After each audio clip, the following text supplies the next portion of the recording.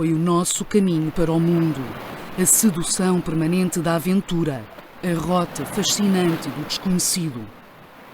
Houve um plano, um querer consciente e positivo, e todas as forças da nação se coordenaram para um grande fim e construímos uma mentalidade nova para um mundo novo.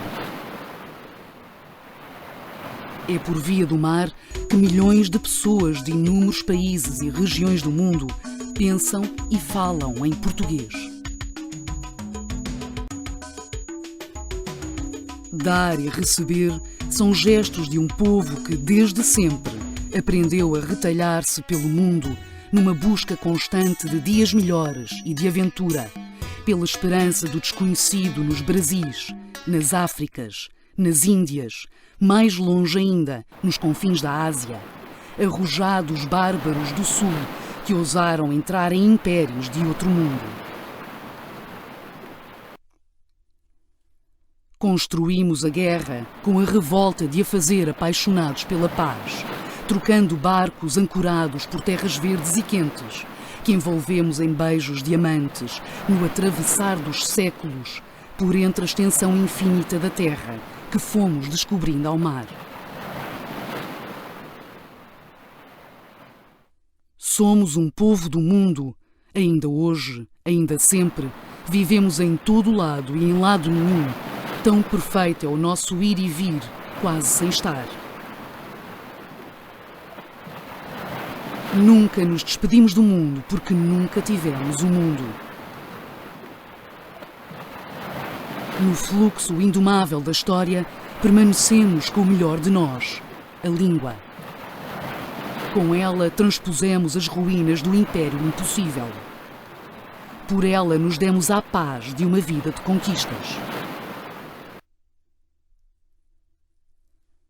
Nem sempre se entende este povo sem noite, que em cada crepúsculo vê uma madrugada.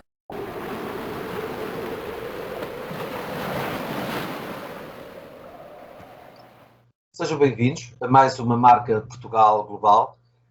Desta vez temos um convidado muito especial que representa verdadeiramente a matriz portuguesa e a sua gênese e também a sua continuidade no mundo. É Vitório Cardoso, presidente da Companhia Oriental Portuguesa. Seja bem-vindo, Vitório. É com imenso gosto e muito prazer que o recebo e que lhe agradeço também a sua disponibilidade para conversar connosco neste debate e reflexão sobre Marca Portugal e para percebermos e também para termos a sua perspectiva sobre o que é isto de Marca Portugal. Muito obrigado pelo convite, pelo honroso convite para estar presente neste programa tão importante que, de facto, faz representar também uma boa parte da identidade daquilo que é a nossa realidade no Oriente, não é? E só para recordar que a língua portuguesa chegou a ser até no século XVII, XVII, a língua franca no Oriente. E que bastava ser cristão, só bastava ser cristão católico para ser português, ou o facto de ser português era a mesma coisa que ser católico e ser católico era a mesma coisa que ser português no Oriente. Isto, para começar, é para dar uma noção da grandeza que foi Portugal no Oriente, e a memória ainda continua. E é por isso que este tema é muito interessante.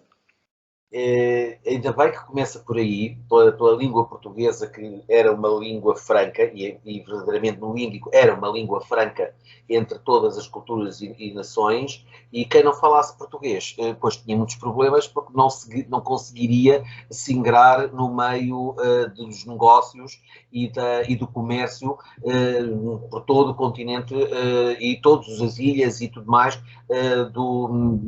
da zona oriental do planeta. Verdadeiramente essa língua portuguesa que tanto deu ao mundo e que neste momento está a ser reconhecida novamente, mas que ainda lhe falta agora neste momento recuperar por causa da língua inglesa, que desde o século XX, no período pós-guerra, se tornou uma língua mundial, ela também franca e internacional, precisamente devido à tecnologia que vinha do mundo anglo-saxónico. Neste momento, como vê a língua portuguesa no plano global, porventura, em Macau, onde está, foi verdadeiramente o último, digamos, bastião da presença portuguesa. Macau não foi uma colónia, foi um território administrado através de vários tratados entre Portugal e a China. Como vê que seja agora possível e a necessidade da implementação da língua portuguesa, não só em Macau, mas em todo esse território oriental? Em primeiro lugar, posso recordar também da minha experiência profissional antes da entrada na privada, como se diz, não é? Da minha experiência na assessoria de imprensa, da CPLP, da Comunidade dos Países de Língua Portuguesa, no gabinete do secretário executivo. E o contacto que eu tive durante esses anos na CPLP deu para entender que, de facto, o crescimento da língua portuguesa é uma questão incontornável no mundo atual. A língua portuguesa está em franca expansão. Os territórios onde se falam a língua portuguesa, e não só, e também outros dialetos locais, como, por exemplo, em África ou em Brasil, essa população é uma população jovem, e não é uma população envelhecida, ao contrário de Portugal, não é? E Macau, no caso de Macau é diferente, mas já lá vou. Mas para dizer que a nível global, planetário, acredito que a língua portuguesa vai tomar cada vez maior importância, e ainda para muitos dos países que aspiram a ser potências, grandes potências mundiais, também essas potências estão a formar os seus quadros na língua portuguesa, justamente para poderem aceder a recursos naturais muito importantes e acederem a locais geoestratégicos que moldam muito a economia atual. Regressando a Macau e à Ásia, Macau nunca se falou a nível da população geral a língua portuguesa. A língua portuguesa é uma língua, não é, oficial do Estado, não é, do governo da região administrativa especial de Macau, tal como era a língua oficial do governo português de Macau, onde os membros do governo eram enviados de Lisboa, da metrópole, e toda a máquina político-administrativa era completada pelos filhos dos portugueses nascidos em Macau. E esses filhos dos portugueses nascidos em Macau, que são a comunidade macaense ou portugueses de Macau, porque chineses nascidos em Macau auto-se denominam eles próprios chineses de Macau e não macaenses. Macaenses, na tradução do chinês, na tradução direta, é filho da terra, filho nascido da terra português. E daí que essa minoria, hoje em dia, ou desde antes, à volta de 20 mil pessoas, 20, 25 mil, 30 mil pessoas, era a comunidade, e é a comunidade que bilingue, naturalmente bilingue, não é? Que sempre nasceu bilingue. Porque o pai ou era militar, ou era servidor público, ou alguns outros casos empresários, casados com senhoras locais. E assim, sendo, a comunidade macaense sempre fez a ligação toda depois à maioria da população, que é chinesa. E assim sendo, a população chinesa entrava em contacto com a comunidade macaense, com os macaenses, não é, da administração pública, faziam as traduções todas necessárias e cumpriam com a sua missão de servidor público, e faziam as ligações ao poder político, ao governador e aos membros do governo. E é por isso que nunca foi política de obrigar nenhum chinês a estudar português. Pelo contrário, ofereceram-se, a partir de Macau, muitas oportunidades para a aprendizagem da língua portuguesa, inclusive sendo a língua das escolas oficiais, não é? Das escolas luso-chinesas, onde as pessoas podem aceder ao ensino gratuito. Mas só que há uma mentalidade diferente na Ásia e, sobretudo, no sul da China e em Macau, e também em Hong Kong, porventura.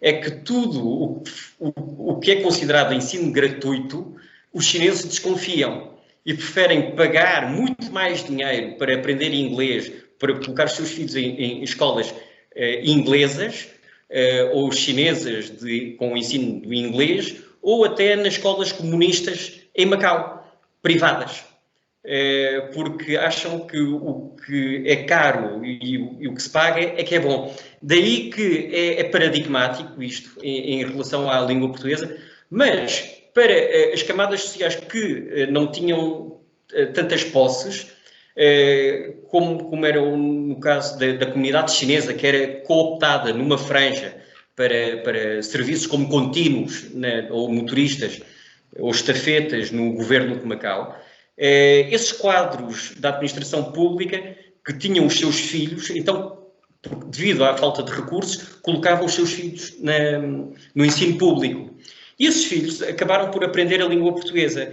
E, pela ironia do destino, esses mesmos filhos são hoje os senhores da política também administrativa do governo de Macau. Porquê? Porque cresceram a aprender a língua portuguesa, são bilíngues, têm um bom domínio da língua portuguesa e hoje em dia já são diretores gerais, outros são ou foram membros do governo de Macau e estão bem colocados. Portanto, é uma história engraçada que para uns estudar a língua portuguesa era um sinal de baixo estatuto económico dentro da comunidade chinesa, mas os conseguiram. Hoje pertencem a uma elite política de Macau.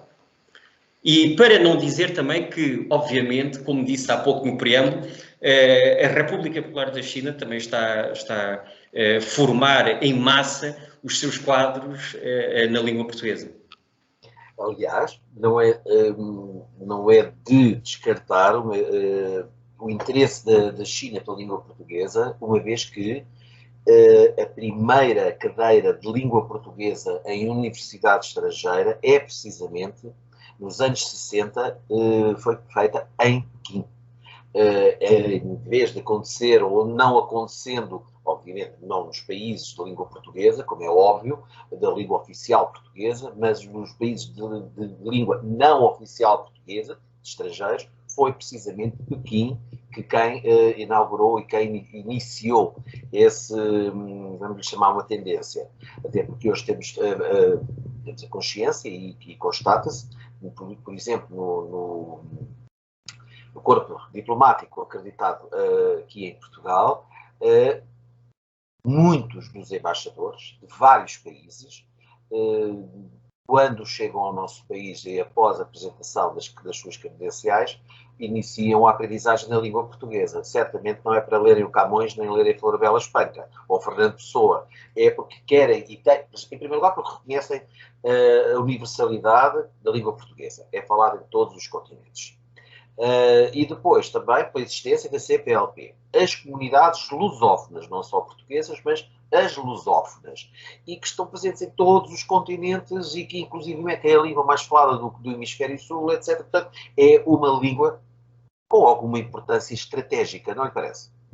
É exatamente isso, mas também esqueci-me de dizer mais uma pequena linha sobre a questão da língua e no Oriente.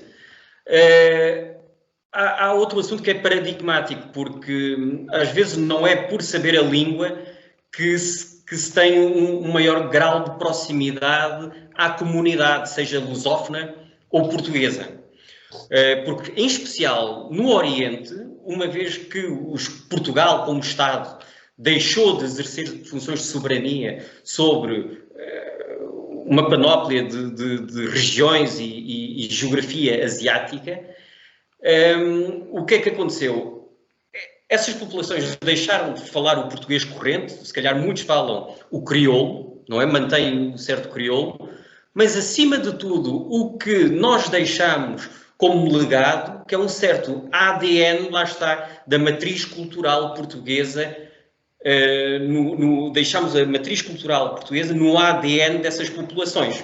Essas populações podem nunca terem ido a Portugal, visitar Portugal, na vida, podem não falar português, mas sentem-se extremamente portugueses e sentem toda a grandeza da espiritualidade portuguesa. Portanto, isso também deve ser medido essa medida deve ser muito tomada em conta e sendo tão ou mais importante do que falar ou não a língua em si. Porque, às vezes, para chocar um pouco os meus amigos em conversa, costumo dizer que há pessoas tão bem falantes da língua portuguesa em Portugal que preferem ser espanhóis. Que tem umas certas validades de um certo projeto ibérico, não sei. E para dar um exemplo prático disto tudo, tive a oportunidade de colaborar com o Dr. José Cesário, que foi Secretário de Estado das Comunidades Portuguesas várias vezes ao longo da carreira, não é? E nos anos de 2002, 2003, consegui apoiar a organização do primeiro Encontro Mundial de Jovens Lusodescendentes e conseguimos pela primeira vez incorporar a componente de jovens de Malaca, de Macau, de portugueses na Austrália e de Goa, e também timorenses. E qual é que foi o primeiro choque entre os jovens que vinham, jovens lusodescendentes, vinham da Europa ou das Américas? Viraram-se para esse grupo que tinham vindo do Oriente e perguntaram logo: o que é que vocês estão a fazer aqui? Vocês só falam inglês, vocês nem português falam, o que é que vocês estão a fazer aqui neste encontro? E houve um certo mal-estar no primeiro, segundo dia sobre isso, que até o terceiro dia, que foi o dia em que organizámos seminários no Palácio da Independência sobre o papel de Portugal no Oriente, sobre a história da presença portuguesa no Oriente. E depois, da parte da tarde, com um chá gordo na Casa de Macau, ali na Avenida H. Coutinho, e depois com mostras culturais de danças de Goa, Damão e Diu e de Timor-Leste. E nessa noite, à noite, depois do chá gordo e do jantar, em uníssono, os participantes dos jovens lusodescendentes do mundo inteiro, não é? Uniram-se para entoar o hino nacional, em plena unidade. E a partir desse dia, todos perceberam o que é que quis dizer a presença portuguesa no Oriente, que é algo mais espiritual e não algo tão mensurável através das estatísticas da fala ou não da língua portuguesa. É a tal matriz portuguesa que foi deixada no mundo e também foi construída não só pelos portugueses, mas nessa comunhão com as outras culturas, com a China, com Macau, na Índia, enfim, por todo o lado onde há presença portuguesa e que ainda hoje esses países se nota a tal espiritualidade que diz, o tal reconhecimento, um tal sentimento de pertença, pelo menos histórica, e que há essa proximidade. E é verdadeiramente esse um papel que se pode esperar de Portugal no mundo, não lhe parece? Acredito que sim, porque recorrendo outra vez aos exemplos, aos múltiplos exemplos da presença portuguesa na Ásia, no Oriente, em que historicamente Portugal conseguiu apoiar e defender os vários povos espalhados pela Ásia, uma vez que sofriam ataques dos povos dos países e povos vizinhos. E Portugal sempre conseguiu aconselhar e assessorar cada um deles. E isto deu a Portugal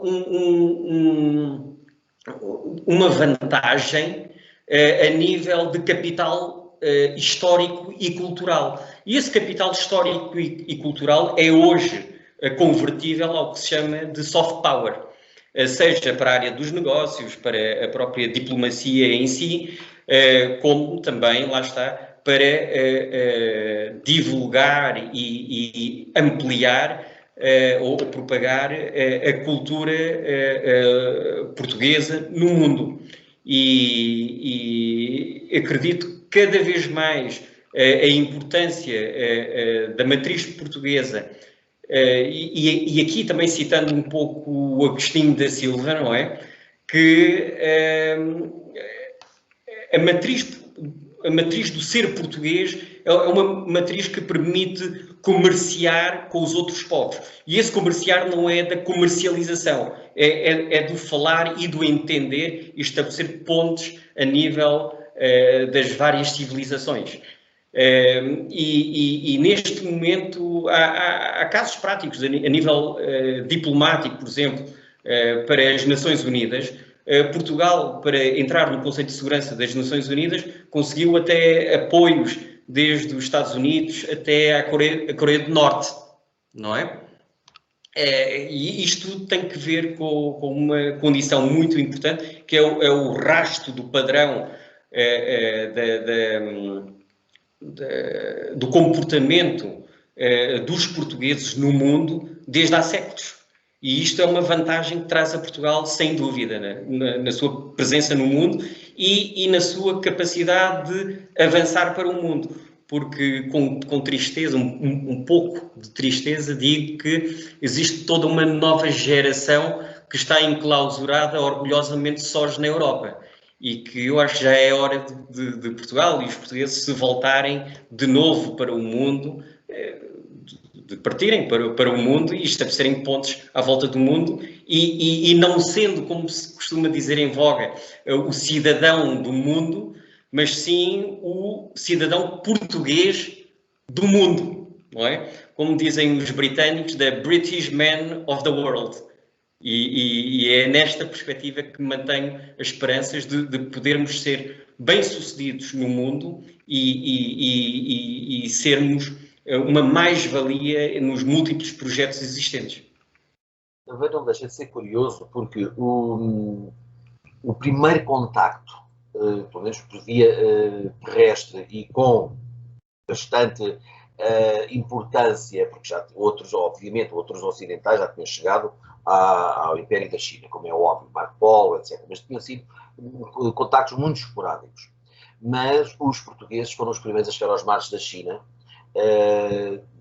em 1513, foi por aí, ou por essa altura, e que verdadeiramente que se comemorou até aqui em Portugal os 500 anos da chegada dos primeiros portugueses aos mares da China. Verdadeiramente, além desse contacto com a China, e Portugal, na altura, tinha, quando muito, 500 anos de história, portanto, ao pé da imensidão da existência da civilização chinesa, milenar, já então milenar, e que tantos contributos deu importantíssimos para a história da humanidade, foi como que um encontro de um ancião sábio com um jovem aventureiro que queria aprender. Perdoa-me aqui este romance de humanizar os países. Mas houve aqui uma coisa muito mais importante e interessante. Portugal teve como que adotou um papel de como um embaixador cultural da China no Ocidente, na Europa, através trazendo não só os seus produtos que eram culturais, que significavam bens culturais, de alguma significância, e obviamente não só obras reconhecidos, a porcelana e o chá, que hoje então o chá é algo extraordinário, que obviamente está cotado na bolsa e tudo mais, e que as histórias que estão a ser recuperadas, que o chá no mundo que se atribui e que imediatamente se associa aos ingleses, é dos portugueses que o trouxeram para a Europa, e inclusive também se deve a uma portuguesa, uma princesa portuguesa, que ao casar-se com um rei inglês, que digamos que os habituou ao consumo desse chá. E, aliás, há uma casa-museu em Lisboa, que tem uma das suas aulas, um dos seus módulos expositivos, toda ela consagrada às porcelanas de encomenda chinesa, mas também às terracotas, ainda da pré-história. E lá está uma peça, ainda das primeiras encomendas do rei Dom Manuel, que era um gomil, um jarro com grande bico, com as armas do Dom Manuel, que era verdadeiramente uma das primeiras encomendas desse rei. Portanto, Portugal já então Não sei se. Eu acho que já se deveria também, obviamente, até porque os reis já faziam e enviavam embaixadas, e foram enviadas embaixadas junto da corte dos imperadores da China. E foram sempre continuamente enviados. Aliás, um dos vinhos aqui da zona de Lisboa, o vinho Carcavelos, foi enviado também como um grande presente oficial do rei Dom José, ao imperador chinês. Havia também ofertas, houve uma também que era uma oferta... É o vinho generoso de Caparide. Como? Vinho generoso de Caparide. De Caparide? Qual é esse vinho? É o vinho de Carcavelos. O de Caparide, olha, é a primeira vez que conheço essa... É verdade. E na caixa vem exatamente essa história da oferta de Dom José à corte imperial chinesa. Exatamente. Portanto, todo este relacionamento é secular, antes de mais, entre os dois países. E também não é de estranhar que, segundo creio, a primeira gastronomia, ou pelo menos das primeiras gastronomias estrangeiras e não europeias, foram os restaurantes chineses a serem abertos aqui em Portugal, desde a década de fins de 60 e 70. Portanto, há uma grande ligação, bem, sempre houve, com a Ásia.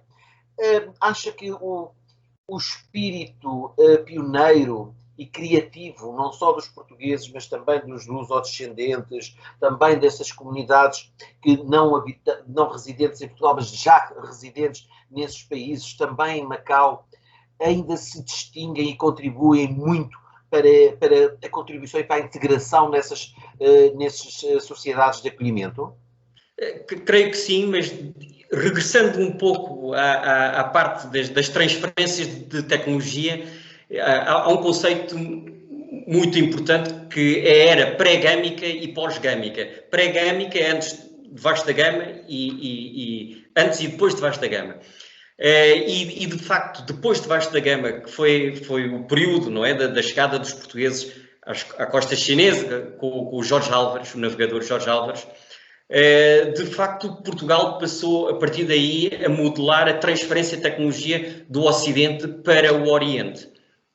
E nisto, também há que salientar que foi a partir desse momento que, em Macau, foi também construída a primeira universidade da Ásia Oriental, que é hoje conhecida pela Ex Libris, não é? Das ruínas de São Paulo, quando era também uma universidade e uma catedral.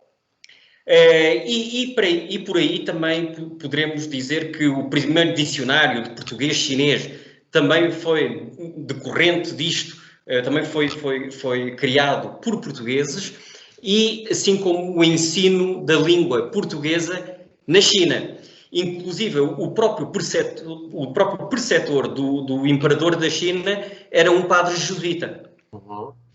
Quando nós vemos nos filmes do Bertolucci, do último imperador, com o preceptor Johnston, não é? Britânico, em plena era do grande poderio britânico, as pessoas esquecem-se que o primeiro, em vez de ser o último, o primeiro era português. E isto pode-se dizer que a presença de Portugal na China ajudou de tal maneira a China a desenvolver-se nos aspectos mais técnicos e tecnológicos durante determinados períodos de tempo, e que, por outro lado, a nível político e diplomático, sempre nos demos muito bem com a China, até porque a nível de mentalidades, de uma mentalidade mais ou menos conservadora, a mentalidade chinesa é muito próxima à mentalidade portuguesa, daí que há uma certa facilidade de entendimento entre os portugueses e chineses. Agora, quanto à dinâmica das novas gerações de portugueses no Oriente, na Ásia, em Macau, é muito interessante porque dentro da comunidade macaense ou portuguesa de Macau, os jovens estão completamente enraizados na cultura local. Muitos casam-se com chinesas de Macau, ou até chinesas do continente chinês, mas também outros mantêm a tradição de se casar com portuguesas, não é? Com famílias portuguesas vindas de Portugal. ou porque também vieram estudar para Portugal e conheceram as respectivas namoradas ou namorados cá, e também outros que se aventuraram muito pela diáspora macaense, locais da diáspora macaense, que foi a partir dos anos 60, houve um momento mais turbulento na história de Macau, que houve uma eventual ameaça de invasão da China a Macau, que as famílias tradicionais macaenses ou portuguesas de Macau saíram em debandada de Macau para o bloco ocidental, o hemisfério ocidental, seja para os Estados Unidos, Canadá, Austrália, Reino Unido e principalmente Brasil. E são esses os locais onde estão as principais casas de Macau no mundo. Portanto, as casas de Macau são subunidades das comunidades portuguesas. É como se fosse a diáspora dos açorianos ou dos madeirenses, não é? Daí que a especificidade da comunidade macaense é tão grande que o enraizamento leva a não só para a China continental como em Macau, ou na região à volta, mas também para a Ásia e para esses países que acabei de citar, para além de Portugal, não é? E daí que criou-se uma genética perfeitamente universalista, mas com um centro de gravidade sempre em Portugal. Considera que há, pelo menos ao nível de uma espécie de esfera geográfica pela língua portuguesa, ela, como nós já falámos no início, ela é pluricontinental. Fala em todos os continentes. Agora, falemos de uma esfera de influência. Há vários centros, obviamente. Na Ásia, qual considera ser o centro de influência da matriz portuguesa e da esfera lusófona? Eu posso acrescentar que haverão dois polos. Um polo que será Macau, porque existe um enorme esforço da parte de Portugal em coadjuvar o esforço da promoção da língua portuguesa a partir de Macau, na China, na zona dos mares do sul da China, e o outro polo é Timor-Leste, país que também tive a oportunidade de servir durante uns anos, enquanto adido de imprensa da Embaixada de Timor-Leste em Lisboa. E a língua portuguesa, neste caso, para Timor-Leste, tem sido, não é, até hoje, fundamental para a sua própria identidade e equilíbrio a nível diplomático e para fazer os equilíbrios geopolíticos na região. Isso é muito importante. Havendo Timor-Leste e Macau como dois pontos, há sempre uma facilidade de criar um dinamismo ou uma espécie de escudo lusófono na Ásia, que poderá, obviamente, servir de pontos de difusão de língua portuguesa para os países vizinhos, que queiram, lá está, aceder, se calhar, a mercados, não Portugal, eventualmente, mas se calhar o Brasil, ou até outros recursos naturais em África. Portanto, todos esses povos e todos esses países, nessas regiões compreendidas entre Macau e Timor-Leste, podem encontrar o seu ponto mais próximo para tomar contacto com a língua portuguesa, para aí sim se projetarem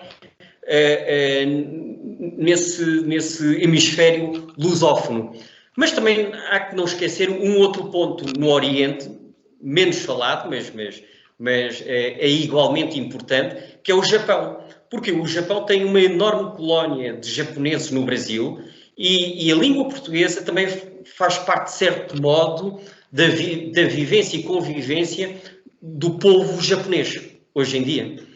E é por este motivo também que, hoje em dia, o Japão é um membro observador associado da CPLP.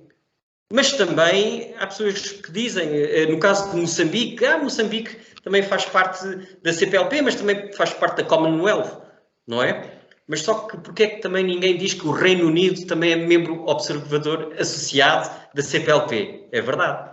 Mas Portugal não é membro observador de coisa nenhuma da Commonwealth nem da francofonia.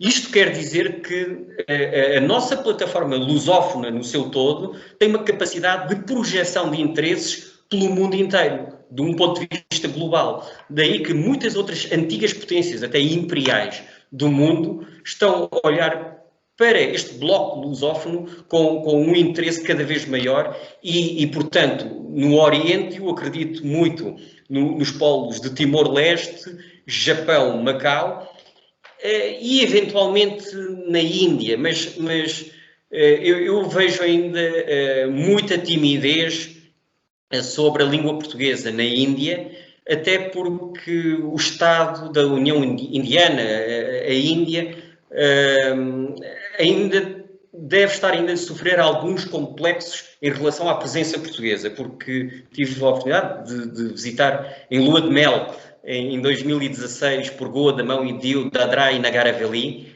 e visitar não só ver os monumentos, mas com uma missão específica de entrar em contacto com os lusodescendentes, com a população local, não é?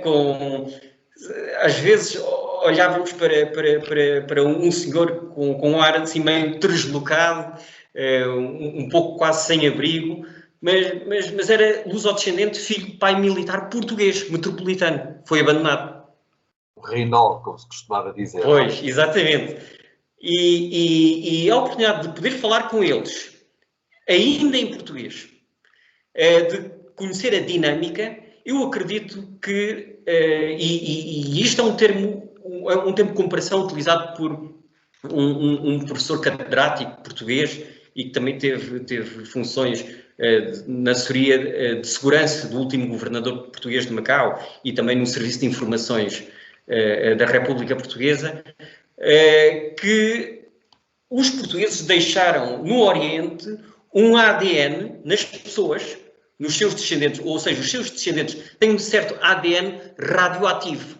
Nós não precisamos de regar, de criar manutenção e a radioatividade continua ativa durante séculos. E é isto que irrita muitas antigas potências imperiais ocidentais no mundo.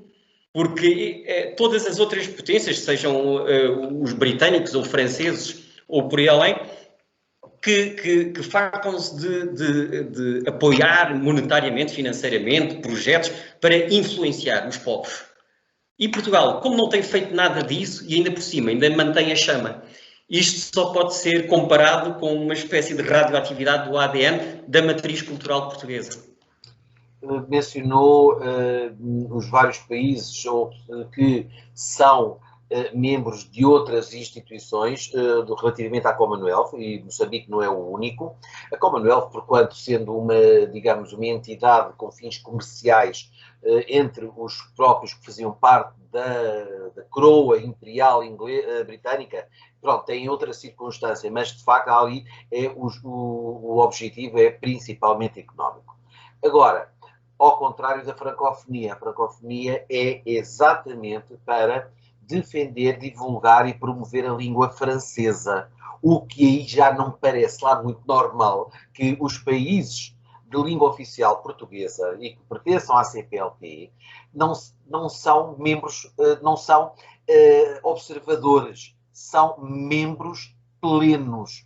Aí já é um bocadinho contraditório e eu, muito pessoalmente, acho que não fica muito bem, mas é a minha opinião. De resto, relativamente a essa percepção nesses países, na Ásia, que em várias circunstâncias têm percebido essa atenção, esse gosto, esse reconhecimento que não tem nada a ver agora com esta nova moda, particularmente de alguns, vamos falar de Portugal, de alguns portugueses de nova geração, baseados na maior parte das vezes em pura e simples ignorância, que querem obliterar ou rever o passado, porque não o conhecem, não têm a mínima noção do que é e descontextualizam. E percebemos, por exemplo, olha, um livro que um dia eu tenho aqui na minha biblioteca sobre um dos nossos maiores embaixadores, que é o navio Escola Sagres, que quando chegou a Goa e quando chegou ao que era o Estado português da Índia, os nacionais com bandeiras portuguesas e cartazes a dizer eu amo Portugal, eu amo os portugueses. Há alguma coisa aqui que não bate certo com o discurso aqui de Portugal. Bem como a língua portuguesa e o próprio escudo, que era a nossa moeda antes do euro, serviu para dar coesão a Timor-Leste, etc, etc, etc. O Japão, como disse muito bem, ainda hoje há tradições que são pura e simplesmente portuguesas. Na própria Indonésia há ilhas que têm ainda tradições quinhentistas e seiscentistas, até religiosas, em que nós cá em Portugal já não usamos aquelas tradições e que eles ainda mantêm. No Bangladesh, disse-me um embaixador aqui em Portugal, que têm muito orgulho na então presença portuguesa, porque ainda lá têm ruínas, têm palavras portuguesas no seu léxico. A Coreia do Sul, um monumento a um navegador português que ali naufragou, só naufragou, imagine, mas tem lá um monumento. Meu Deus, e no Vietnã, onde o primeiro dicionário português-vietnamita foi feito por um padre jesuíta português que também introduziu o alfabeto no Vietnã. O que é que permitiu? Permitiu que o Vietnã deixasse de ter a escrita chinesa e, ao deixar de ter a escrita chinesa, com os caracteres, conseguiu encriptar a sua língua e, encriptando a sua língua, conseguiu consolidar a sua cultura e, por conseguinte, a sua soberania nacional. Portanto, hoje em dia, na quarta classe das escolas vietnamitas, é ensinado que foram os portugueses, através do padre jesuíta, que introduziu o alfabeto, e com o cedilha e com o til, e com isso ajudou a consolidar a identidade da nação vietnamita. Isto é ensinado nas escolas. Mas também dando o exemplo, não só de Malaca, mas também de Sri Lanka, houve aqui há uns anos os atentados bombistas no Sri Lanka, que tive a oportunidade de intervir com um artigo sobre o atentado que se chamou a geografia, que o terrorismo atacou a geografia humana portuguesa no Sri Lanka, porque os locais dos rebentamentos dos engenhos explosivos eram locais próximos ou nas igrejas católicas, onde, por tradição, costumam ir as comunidades luso-descendentes. E às vezes ouvimos dizer que rebentou uma bomba não sei aonde e tal, muito longe, mas não temos noção que aquilo tinha sangue português lá dentro. E daí que a nossa presença está muito difundida no Oriente e no caso da Malásia, a secretária-geral do Ministério do Comércio da Malásia, não é? Chama-se Rebeca de Santa Maria, que é luso-descendente de Malaca. Alguns generais importantes e diplomatas de Singapura são descendentes de portugueses, assim como a grande tradição no Reino do Pegu, no atual Myanmar, grandes militares birmaneses são também luso-descendentes, assim como a mesma coisa na Tailândia. Às vezes Portugal também apoiava militarmente outros povos e outras nações, até tinham interesses comerciais, mas apoiavam por uma questão de tratado, de paz. Estavam-lhes assessoria militar, estratégico-militar. Como nós cá também o tínhamos, isso com outros países da Europa, era de Estado para Estado, e isso verdadeiramente é muito importante. Meu caro, nós continuaríamos esta conversa, e até porque a presença portuguesa no Oriente, que de facto, o Oriente que tem civilizações milenares, várias vezes milenares, que Portugal é um jovem ao pé dessas civilizações, mas que soube honrar obviamente, episódios menos simpáticos, pata-pata, óbvio. É verdade, mas também concluiria dizendo o seguinte, é que todo este património humano vivo pode servir de uma forma, se calhar um pouco mais chocante na linguagem atual, de quinta coluna portuguesa nesses vários espaços do mundo. Ou seja, podem ser a guarda avançada portuguesa para assentar e medir os interesses que Portugal poderá vir a ter nesses locais. Ou seja, em vez de Portugal enviar quadros do Estado para assentar embaixadas e por aí fora, mais vale trabalhar diretamente e também assentar nesses focos, porque só assim que nós poderemos conseguir amplificar essa vantagem, que é uma vantagem que nós temos sobre muitas outras potências ocidentais e europeias em várias partes do mundo, não é? Mas só que realmente a lógica que existe em Lisboa é uma lógica de distribuir os quadros pelos amigos ou pelos boys do sistema político-partidário, ou burocratas, para encontrar um lugar ao sol ou um lugar para fazer menos ou mais. E o ponto de fazer recurso, um maior recurso a essas bolsas de luso-descendentes é fundamental para relançar Portugal no mundo. E com esse seu pensamento, verdadeiramente acho que dá para encerrar esta nossa conversa, porque o nosso tempo chegou ao fim, infelizmente. Continuaríamos a falar sobre isto, não diria eternamente, mas durante longas horas. Foi um grande gosto de falar consigo. Muito obrigado. Outras oportunidades seguramente surgirão, mas esta primeira foi muito importante, porque abordámos de facto a marca Portugal no Oriente. E que Portugal também tem que perceber internamente qual é a sua projeção no mundo, não só no Ocidente, mas também a Oriente. E isso é de facto muito importante. Agradeço-lhe mais uma vez por ter estado connosco e até uma próxima oportunidade. Até a próxima, obrigado. Foi mais uma marca Portugal Global, desta vez com Vitório Cardoso e presidente da Companhia Oriental Portuguesa. Foi muito importante porque tivemos a consciência desta marca centenária de Portugal no Oriente e neste convívio cultural, patrimonial e do património humano ainda existente. Então até à próxima edição do Marca Portugal. Obrigado.